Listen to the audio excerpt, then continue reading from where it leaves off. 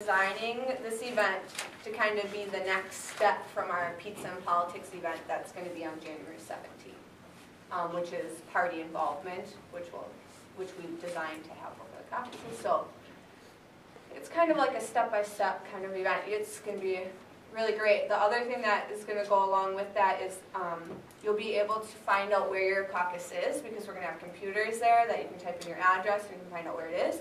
And then we're also, if anyone's interested, we're looking for people that go in caucus to be mentors for students or anybody that would like to go to the appropriate caucus and party. So if you go to yours and you want to be a mentor for this, you don't have to come to the event if you can't make it, but we want to get you on the list of possible mentors. Or if you want to be mentored to go to your caucus, then let us know.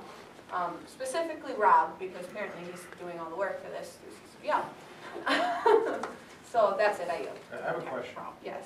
This mock caucus, yes, seeing as how the party caucuses are very different from one another, what is the mock caucus going to be? It's just going to be very basic. It's going to be, we're going to have ballots that have, it's going to be very haphazard. It's not going to, you know, maybe like slips of paper. And he's going to talk about how these ballots would represent people. And you're going to be voting on like your favorite ice cream or something like that. And then we're going to also talk through the resolution process within caucusing, and we're going to have people that have resolutions, staged resolutions to bring up in the caucus and how that would work. And then we're also going to talk about possibilities of a student getting to the state and national level in regards to being able to be the delegate. So we're going to talk about how that would work, and if anyone's interested, then you should definitely come to And this. Rob is putting this together? No, Rob just works in CCBL, and he's going to be doing a lot of like the mentorship connection and listservs and stuff. I was joking about that, I apologize. I asked just because there's some steps in there that probably should be added. Yeah, and the, I mean, that was just a very quick, you know, recap of the event. We're still in the planning stages of it, and if anybody would like to come to the next Metro State Votes meeting, it is going to be on, hold on, I'm sorry.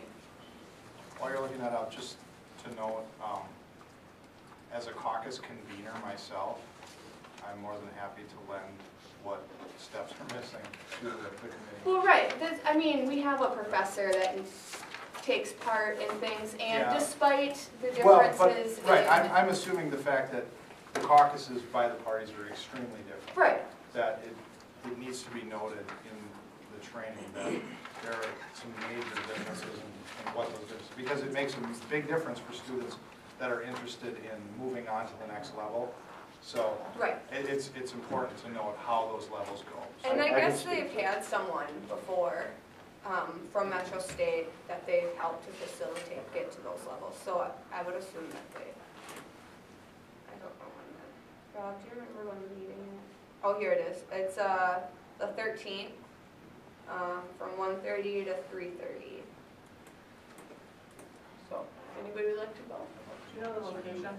Not right now, that we just decided the time. So they'll have to book a room, but we have been meeting in St. John's Hall 254. Cool.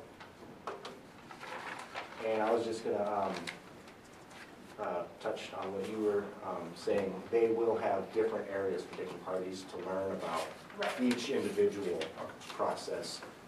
And also, I'd just like to encourage all the senators to go to this Caucus 101, simply, if nothing else, to figure it out for parliamentary law, figure it out for our own Senate. Why do we do it? I yield. Well, I had a question for Angie, which also might answer part of your question.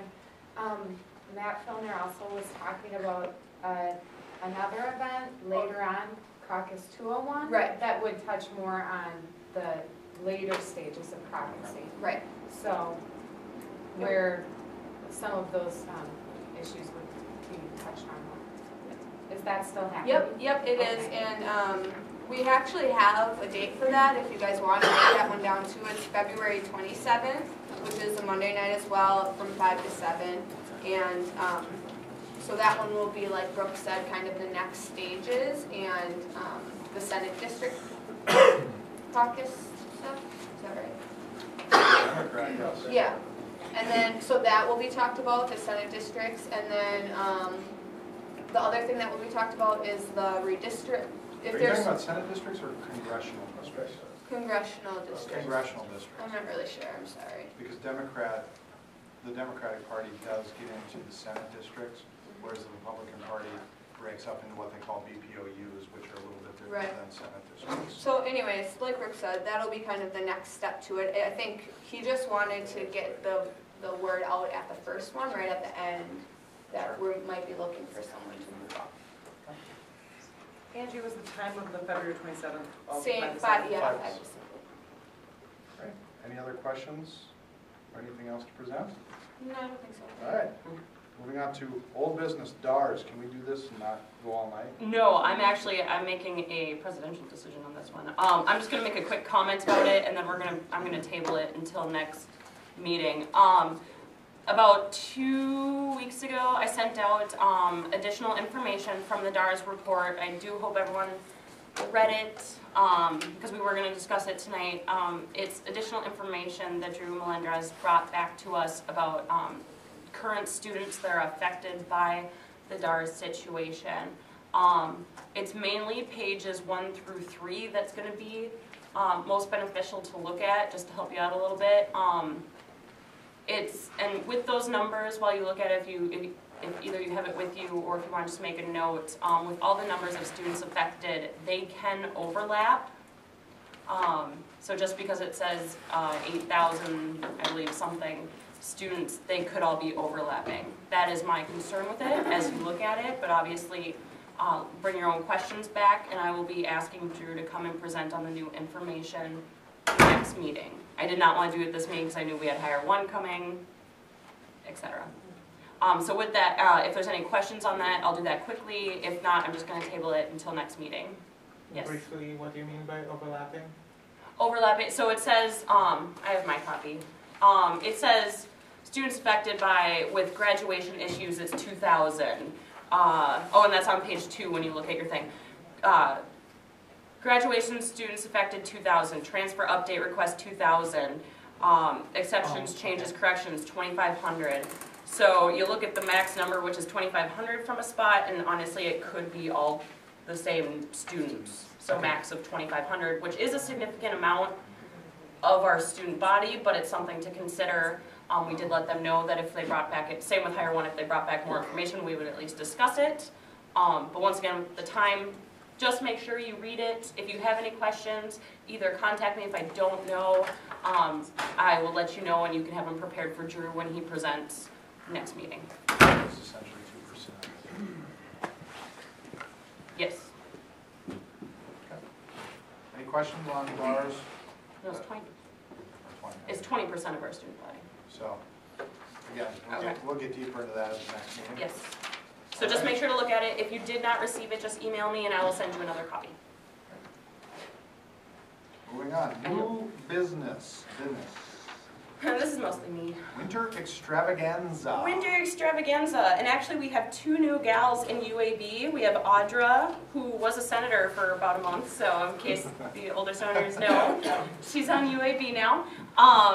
The other, her name is Felicia, who I've not met yet, but we have had a couple emails. Anyway, they are planning a winter extravaganza, which is, and this is the first year of them doing it. It's going to be pretty much the equivalent to a fall fest. It's just going to be like in the early semester time, especially for new students coming in spring semester. It's going to be Thursday, January 19th from 2 to 6 p.m. and Friday, January 20th, 12 to 4 p.m. There wasn't a when or where, but I'm sure there's going to be more coming out with that as they get a little more situated and get the flyers going. If you want to help or if you have questions, email student.activities@metrostate.edu. We will most likely be putting forward support like we did for the Fall Fest. I don't have complete information on it yet, but I will bring that back when I do. Questions? I yield. Oh, and it's me again. And with that, we are now going to move on to announcements. So Diane, take it away. All right. Without knocking everything over. Sorry, well, it's just my sharing code, whatever. One thing that had been done a couple years ago was monthly recognitions for student senators, people that have gone above and beyond. And we want to bring that back to make sure that you guys know that we recognize the work that you're putting in with anything. So this is pretty much for the last couple months. And before I announce it, if you have a recommendation for another student senator, send it to me and give me a little reason, and I'll definitely put it under consideration.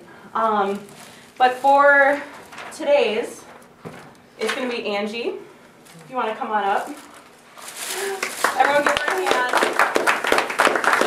And a cute little present, too. This is for all the caffeine you must need to stay awake. Angie stepped up to PR both at the Senate and at MSUSA. Every time I talk to the administration, they tell me what a great job you're doing on the committees, especially the student center. So I just want to make sure that you're recognized for that. Thank you, guys. I really like this.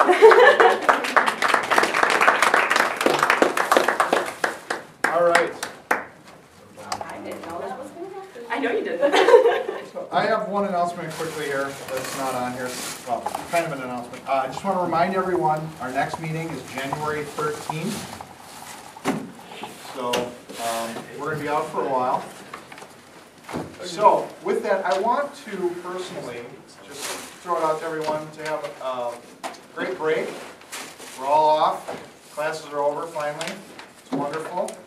And have a good holiday season. Personally for me, I just wanted to throw that out there to everyone. And I want to put on the record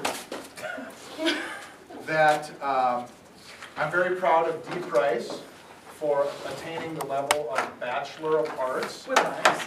With honors. And then also, hold on, and then also Brian Rummerskershen for also getting his bachelor's on Tuesday. Outstanding student finalist. Yes. All right. So with that, it should be noted in the record that this now makes this executive committee the most educated executive committee in all of MSUSA. Or, what? Yeah. Oh, yeah, probably. We all have bachelor's And degrees. we're all getting our With one masters. exception. John Walker is now the most undereducated of the executive committee. You know what the worst part about that is I have all of my requirements for my bachelor's degree completed. Too bad. Until you have it submitted and they're sending you a piece of paper in the mail like the rest of us. I am the uneducated one of the bunch. So, with that, looking for direction. No, you can just adjourn. It's on the agenda. Oh, with that, we adjourn at 9:17. Thank you all.